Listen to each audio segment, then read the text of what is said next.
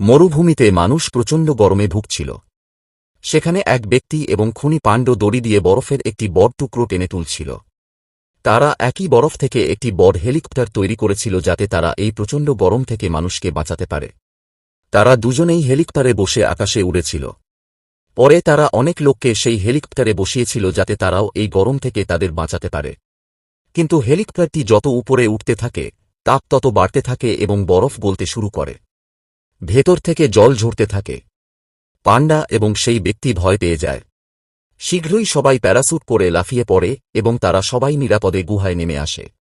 কিন্তু সেই ব্যক্তি এবং পান্ডা একসাথে বসে কাঁদতে শুরু করে। কিন্তু হাল ছেড়ে দেওয়া তাদের স্বভাবের মধ্যে ছিল না। কিছুক্ষণ পর তারা দুজনেই বনে গিয়ে কাঠ কাটতেন। পান্ডা তার পিঠে ভারী কাঠ আনত এবং লোকটি নকশা তৈরি করত।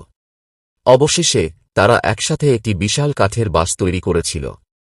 এখন তারা হেলিকপ্টার থেকে নয়, মাটি থেকে মানুষকে বাঁচাতে যাচ্ছিল।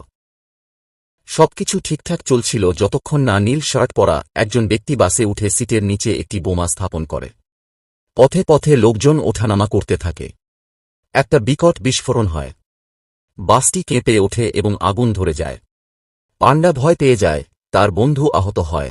তাকে ঘণ্টার পর ঘণ্টা হাসপাতালে চিকিৎসা দেওয়া হয়।